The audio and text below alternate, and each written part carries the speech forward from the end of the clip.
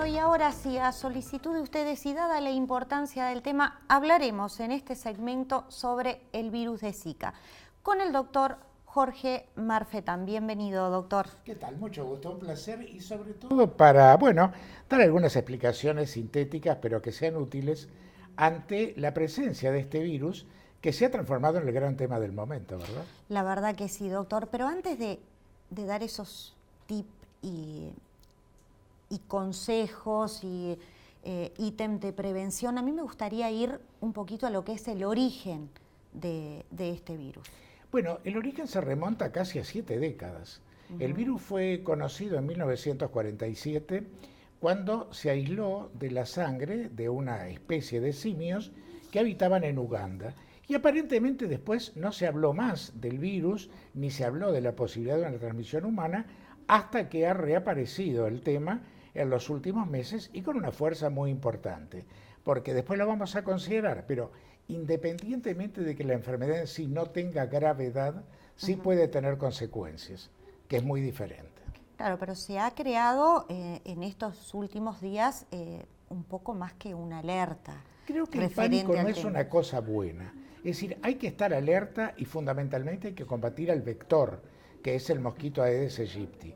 Porque la sintomatología es muy fácil de tratar, ya lo veremos más adelante, y la enfermedad en sí, reitero, puede tener consecuencias graves y por eso trascendió tanto a nivel de la mujer embarazada, pero no tanto a nivel del ser común, donde puede pasar como una gripe más.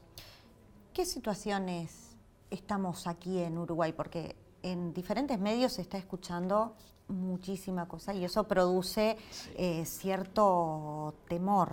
Claro, hay mucha información, incluso ustedes ven que aconteció algo casi inédito cuando la presidenta de Brasil, Dilma Rousseff, citó a una conferencia de ministros de Salud Pública de 13 países de América Latina, aquí en el Uruguay, y ustedes ven el extenso comunicado que se publicó. Pero de todas maneras, el tema fundamental pasa porque el Uruguay siempre tuvo buenas barreras sanitarias. Estuvimos rodeados por el cólera y nunca llegó. Estuvimos rodeados por el dengue cuando solo se hablaba del dengue y nunca llegó. Si hubo algún caso de chikungunya fue importado. Claro, esto está cada vez más cerca, porque hablamos de que Brasil tiene una explosión, dada su potencial poblacional, pero ya lo tenemos en Porto Alegre. Y se habló de la posibilidad de que hubiera larvas del mosquito en el departamento de La Valleja. Entonces se nos está cercando, pero también creo que difundir la información es importante y prevenir fundamentalmente el crecimiento y el desarrollo del mosquito. Reitero, acá lo fundamental es la prevención. O sea que debemos, además de preocuparnos, ocuparnos del tema. Exactamente, eso es absolutamente fundamental. Y las condiciones generales, la gente ya las sabe porque cuando se comenzó a hablar del dengue y de que el mosquito Aedes aegypti era su transmisor, fundamentalmente lo que se recomienda, y mucho más todavía ahora en épocas de verano, es tratar de evitar los hábitats húmedos. Esos lugares donde hay desechos, donde hay residuos, se ha hablado mucho y con razón de los neumáticos, por ejemplo, que quedan abandonados, que acumulan agua. Esos son lugares que se transforman en caldo de cultivo especial para el mosquito. Y recuerden las precauciones que se han tomado para un día tan tradicional como el 2 de noviembre, de pedir que las cosas se pongan sobre arena y no en macetas con agua, porque ese es el caldo de cultivo fundamental. Ni hablar. Nosotros nos vamos con la segunda entrega de Noticias en Salud y el profesor Bernardo Wolson y ya seguimos con el tema Zika y el doctor Marfetán. Más que interesante el informe que nos está dando el doctor Marfetán, aparte un amigo con quien semanalmente tenemos la oportunidad en carácter de entrevistados nosotros, y él es un gran comunicador, nos entrevista cuando hablamos de odontología. Vamos a las noticias. Estudian una planta que es de la especie de las tilancias para combatir la diabetes. Los avances de un estudio realizado en la Universidad Nacional Autónoma Metropolitana en México muestran que las propiedades de algunas plantas del género tilancia, como el heno, podían disminuir los niveles de glucosa en pacientes diabéticos. La especialista en taxonomía de esta casa de estudios Explica que las tilancias crecen abundantemente sobre otro tipo de plantas o sobre un árbol sin causarle ningún tipo de daño. En México existe un grupo de alrededor de 200 especies de tilancias. La investigadora señaló que más del 75% son raras o exóticas y un 25% son específicamente medicinales y atienden enfermedades como la diabetes, el cáncer, ambas afecciones causantes de millones de muertes a nivel mundial. De ahí la preocupación de los investigadores por identificar y corroborar las propiedades de estas plantas.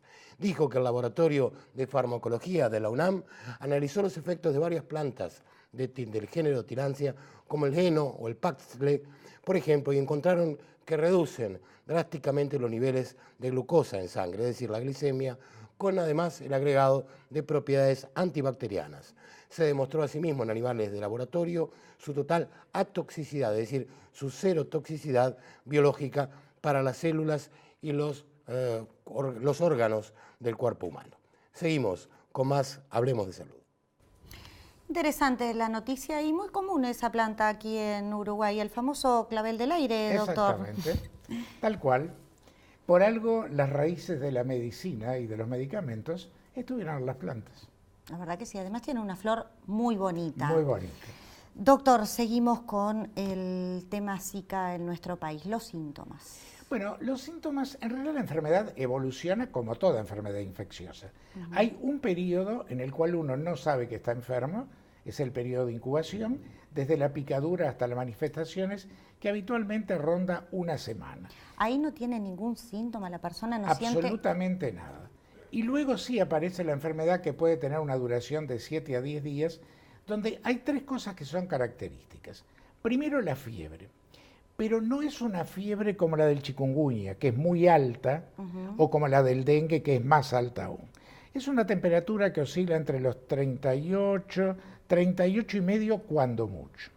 Luego aparece también dolores articulares, pero no son tan intensos como en el chikungunya y más que nada están destinadas a las pequeñas articulaciones de los dedos de las manos, de los dedos de los pies.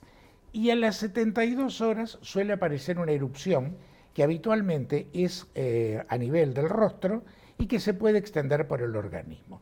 Y así como aparece, en 7 a 10 días desaparece y los síntomas retroceden.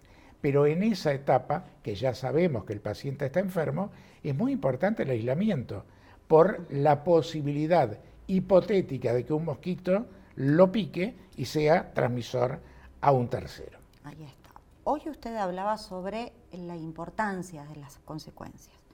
¿Cuáles son estas consecuencias para determinarlas bien?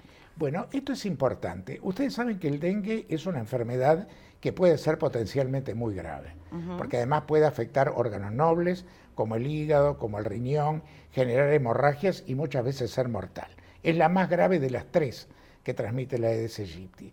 La chikungunya se transforma en invalidante en el lapso en que dura, porque realmente los dolores articulares o musculares y los calambres son muy fuertes. No pasa lo mismo con el Zika, que reitero, con una buena hidratación, reposo, aislamiento y antitérmicos cursa.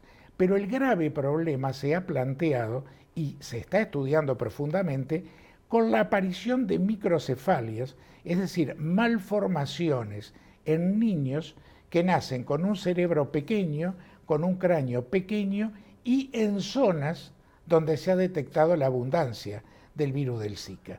Entonces allí se da el tema. ¿Qué pasa si se enferma una embarazada en la etapa de desarrollo embrionario, en los 3 primeros meses del embarazo?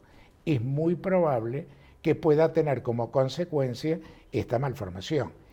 Y ahí es donde se tiene la máxima precaución. Precaución que ha llegado a tal punto que hay compañías aéreas que se han prestado a devolver los boletos a mujeres que probadamente embarazadas en sus 3 primeros meses estuvieran viajando a zonas de riesgo. Estás hablando solamente de 3 primeros meses. Ya. Fundamentalmente los 3 primeros meses, porque en la etapa embrionaria es donde aquella célula huevo original da origen a todo el ser. No se puede descartar, de todas maneras, que luego del ser formado, puede igualmente haber una agresión, porque el chico puede venir desarrollando normalmente su cráneo, normalmente su cerebro, pero si la enfermedad incide en la segunda etapa del embarazo, puede también verse afectado. Pero la peor etapa sin duda es la del embrión. ¿Y qué pasa con la noticia de que podía transmitirse también por vía sexual?